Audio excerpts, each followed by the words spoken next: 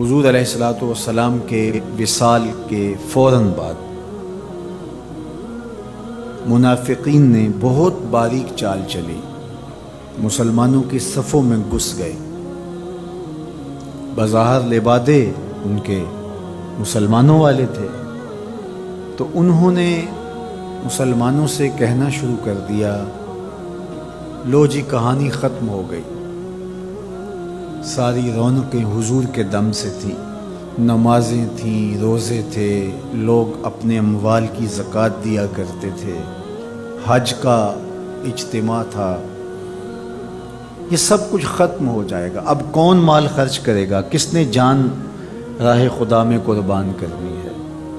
کوئی سحر کے وقت اٹھ کے کیوں مسجد میں آئے گا؟ بظاہر لگتا تھا کہ یہ بڑی ہمدردی اور دلجوئی سے حقیقت حال کو بیان کر رہے ہیں، لیکن اس کے اندر چھپا ہوا ظاہر تھا۔ جو نئے قبائل اسلام لائے تھے، یہ خبر جب ادھر پہنچی تو انہوں نے ارتداد کا رستہ اختیار کر دیا۔ بہت سارے قبیلے، آپ پڑھیں تاریخ، مرتد ہو گئے۔ کسی نے زکوٰۃ دینے سے انکار کر دیا، مسیلمہ کذاب نے اپنی جھوٹی نبوت کا دعویٰ کھڑا کر دیا۔ حضرت صدیق اکبر کا دل زخمی ہے، کلیجہ زخمی ہے، لیکن اب اس صورتحال کا جب آپ نے مشاہدہ کیا تو آپ آگے بڑھے اور ایک اونچے ٹیلے پہ کھڑے ہوئے لوگوں کو اشارہ کیا۔ لوگوں نے جناب ابو بکر رضی اللہ تعالیٰ عنہ کو دیکھا تو ادھر لپک کے آ گئے۔ تو حضرت ابو بکر صدیق رضی اللہ تعالیٰ عنہ نے مختصر خطاب کرتے ہوئے آپ نے کہا، لوگوں مجھے ایک بات بتاؤ، تم اللہ کی عبادت کرتے تھے کہ رسول اللہ کی عبادت کرتے تھے؟ لوگوں نے کہا کہ ہم اللہ کی عبادت کرتے تھے۔ تو کہا کہ اگر تو تم رسول اللہ کی عبادت کرتے تھے تو حضور وصال کر گئے، اور اگر تم اللہ کی عبادت کرتے تھے تو وہ آج بھی حی ہے، لا یموت ہے، اسے موت ہے ہی نہیں۔ پھر کہا، جس دین کے لیے میرے اور آپ کے آقا و مولا نے اپنی ساری زندگی لگا دی، کیا حضور کے وصال کر جانے کے بعد تم اس دین کو چھوڑ دو گے؟ تو لوگوں نے کہا، کیوں چھوڑیں گے؟ تو کہا، پھر اٹھو اور دین کا جھنڈا لے کے پوری دنیا پہ چھا جاؤ۔ تو آپ نے لوگوں کو سنبھالا۔ تو حضرت عبداللہ ابن مسعود رضی اللہ تعالیٰ عنہ فرماتے ہیں کہ اگر حضرت ابو بکر رضی اللہ تعالیٰ عنہ کے ذریعے سے اللہ ہمارے اوپر احسان نہ کرتا تو ہم ہلاک ہو جاتے۔ اس امت کو بکھرنے سے بچایا ہے، شیرازہ متحد رکھا ہے، تو وہ ذات سیدنا صدیق اکبر رضی اللہ تعالیٰ عنہ۔ اور حضور یہ سارے اشارے دے کر گئے تھے۔ ایک خاتون آئی، کوئی کام تھا اس کو، اس نے کہا، تو حضور نے فرمایا پھر آنا۔ تو اس نے کہا کہ اگر میں پھر آؤں تو آپ نہ ہوں، اس کی مراد یہ تھی کہ آپ وصال کر گئے ہوں۔ تو آقا کریم علیہ السلام نے فرمایا، اگر میں نہ ہوا ابو بکر تو ہوں گے، میں نہ ہوا تو ابو بکر کے پاس آ جائے۔ اللہ اکبر۔ حضور نے حضرت ابو بکر رضی اللہ تعالیٰ عنہ کو اپنی زندگی میں مصلی پہ کھڑا کیا۔ ترمذی کے لفظ ہیں، حضور نے فرمایا، لا ینبغی لقوم فیہم ابو بکر ان یؤمہم غیرہ، کسی قوم کے لیے مناسب ہی نہیں ہے کہ ابو بکر ان کے اندر رہتا ہو اور امامت کوئی اور کروائے۔ مروا ابا بکر فلیصلی بالناس، ابو بکر کو حکم دو کہ وہ لوگوں کو نماز پڑھائے۔ اور پھر مصلی پہ جا کے حضرت ابو بکر کھڑے ہو گئے۔ 17 نمازیں حضور علیہ الصلوۃ والسلام کی حیات طیبہ کے اندر حضرت ابو بکر نے پڑھائی۔ اللہ اکبر۔ فرمایا، ما نفعنی مال احد قط ما نفعنی مال ابی بکر، مجھے کسی کے مال نے اتنا نفع نہیں دیا جتنا ابو بکر کے مال نے دیا۔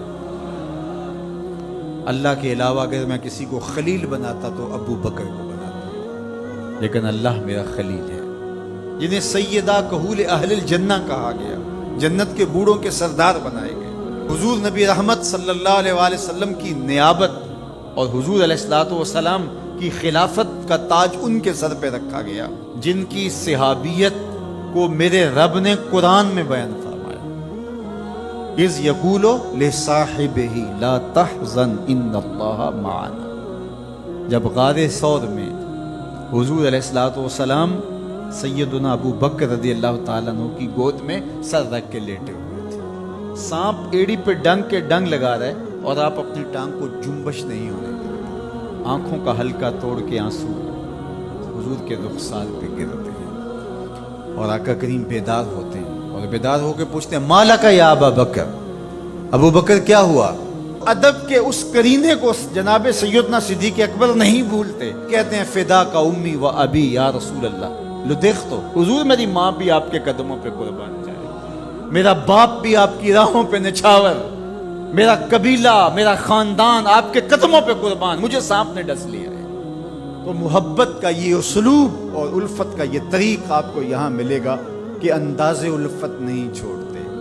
تو سانپ کا کام تو ڈسنا ہے، چاہے وہ غار میں ڈسے یا اسلام آباد میں بیٹھ کے ڈنگ لگائے، وہ تو ڈستا رہے گا، لیکن ابو بکر حضور کی محبت کے ترانے پڑھتا رہے گا۔ سیدنا صدیق اکبر کی سب سے بڑی آرزو جب پوچھی گئی تو وہ یہی تھی کہ آنکھیں میری ہوں، چہرہ حضور کا ہو، نہ چہرہ ہٹے نہ آنکھیں تھکیں، دیکھتا رہوں اور دیکھتا رہوں۔ اس واقعہ کی حکایت قرآن نے بیان کی ہے۔ اذ یقول لصاحبہ، صحابی کا ٹائٹل قرآن نے حضرت سیدنا صدیق اکبر کے نام کیا ہے، اس لیے حضرت سیدنا صدیق اکبر کی صحابیت کا انکار کفر ہے۔ جو حضرت صدیق اکبر کو کافر کہتا ہے وہ خود کافر ہے، اس لیے کہ ان کا ایمان، ان کا اسلام اور ان کی صحابیت قرآن کی قطعی نص سے ثابت ہے، اور ان لفظوں کے ساتھ ثابت ہے۔ اذ یقول لصاحبہ لا تحزن، کہا گھبرانے کی ضرورت نہیں، ان اللہ معنا، اللہ ہمارے ساتھ ہے، اللہ ہمارے ساتھ ہے۔ اور پھر کہا وَالثَّانِي اثْنَيْنِ إِذْ هُمَا فِي الْغَارِ، دو میں سے دوسرا، اللہ اکبر، اللہ نے دو میں سے دوسرا کہا ہے، یہ شان ہے سیدنا صدیق ہے، جو ثانی اثنین ہیں غار میں۔ اللہ اکبر، یار کہتے ہیں حضور کا سایہ نہیں تھا، لیکن جناب ابو بکر سائے کی طرح حضور کے ساتھ، قبر کے بھی ساتھی، بدر کے بھی ساتھی، سفر کے بھی ساتھی، حضر کے بھی ساتھی۔ تو حضرت صدیق اکبر رضی اللہ تعالیٰ عنہ کی صحابیت قطعی نص سے ثابت ہے، اور سیدنا صدیق اکبر رضی اللہ تعالیٰ عنہ حضور علیہ الصلوۃ والسلام کے خسر ہیں، حضور کی بیٹی سیدہ عائشہ ام المومنین۔ حضرت سیدنا صدیق اکبر رضی اللہ تعالی عنہ کا دایاں ہاتھ حضور نے اپنے ہاتھ میں پکڑا ہے، اور بایاں حضرت عمر کا ہاتھ پکڑا ہے، اور حضور ایسے مسجد نبی سے باہر نکل رہے ہیں، اور کوئی شخص داخل ہو، فرمایا قیامت کے دن ہم ایسے ہی اٹھائے جائیں گے، دائیں ہاتھ میں ابو بکر کا ہاتھ ہوگا، بائیں ہاتھ میں عمر کا۔ اللہ اکبر، یہ ہیں حضرت ابو بکر رضی اللہ عنہ۔ جو بدبخت سیدنا صدیق اکبر رضی اللہ تعالی عنہ کے ایمان پہ شک بھی کرے وہ مومن نہیں رہتا۔ یہ وقت بھی آنا تھا ہمارے اوپر کہ پاکستان کے دارالحکومت میں کھڑے ہو کر کے سیدنا صدیق اکبر رضی اللہ تعالی عنہ کے بارے میں ایسے نازیبہ کلمات کہے جاتے ہیں، استغفر اللہ، الیاذ باللہ۔ حضور علیہ الصلوۃ والسلام نے ارشاد فرمایا اذا رأیتم الذین یسبون صحابی فقولوا لعنۃ اللہ علی شرکم۔ عبداللہ ابن عمر سے روایت ہے، حضور نے فرمایا اگر تم کچھ لوگوں کو دیکھو کہ میرے اصحاب کو گالی دیتے ہیں اور تم کہو تمہاری شر پہ اللہ کی لعنت ہو، یہ حضور نے حکم دیا ہے کہ یہ اس کے جواب میں ہو۔ اور ایک حدیث کے لفظ ہیں، حضور علیہ السلام نے ارشاد فرمایا من سب اصحابی فعلیہ لعنت اللہ والملائکۃ والناس اجمعین، جو میرے اصحاب کو گالی دے اس پر اللہ کی بھی لعنت، فرشتوں کی بھی لعنت، اور تمام مخلوقات کی بھی لعنت۔ تو یہ ملعون جو حضرت سیدنا صدیق اکبر اور دیگر اصحاب کو بھونکتے ہیں اور ان کے بارے میں نازیبہ کلمات کہتے ہیں، ان کی شر سے اس ملک کو پاک کرنا چاہیے۔ چنگاری جب بھڑکائی جاتی ہے تو پھر پورے شہر جل جاتے ہیں۔ 7-8 سال قبل کی کہانی ہمیں یاد ہے کہ کیا دردناک لمحات ہوتے تھے، روزانہ لاشیں اٹھانی پڑتی تھی، وہ ایسے ہی ناعاقبت اندیش لوگوں کی وجہ سے۔ اگر اداروں نے اس میں تساہل برتا، سستی سے کام لیا، یا کسی شخص کی خوشنودی کے لیے انہوں نے پسو پیش کیا، تو یا معاملے کو گول مول کرنا چاہا، تو حالات کنٹرول میں نہیں رہیں گے۔ یہ بھڑکائی ہوئی آگ ملک کو خاکستر بنا سکتی ہے۔ اللہ میرے وطن کی حفاظت فرمائے۔ یہ ملک قربانیوں سے حاصل کیا گیا ہے، اور اس کے امن کو بحال کرنے کے لیے ہمارے اداروں نے بہت محنت کی، بہت لوگوں نے قربانیاں دی۔ تو ایسے ناہنجار لوگوں، ایسے بدبخت لوگوں کو فوراً قانون اپنی گرفت میں لے، اور ایسے بد زبانوں کو لگام دینی چاہیے کہ جو اصحاب رسول کو بھونکتے ہیں اور اتنے سخت جملے کہتے ہیں۔ معاذ اللہ سیدنا صدیق اکبر کو کافر کہا جائے گا؟ جو صدیق میرے نبی کے دل کا چین ہے، جو اسلام کی بہار ہے۔ عبداللہ ابن مسعود فرماتے ہیں ہم بچے ہی ابو بکر کی وجہ سے تھے، ورنہ ہلاک ہو جاتے۔ جس ابو بکر رضی اللہ تعالیٰ عنہ کو حضور نے مصلی پہ کھڑا کیا، جس ابو بکر رضی اللہ تعالیٰ عنہ پہ اتنا اعتماد تھا کہ ہجرت والی رات ان کا انتخاب کیا۔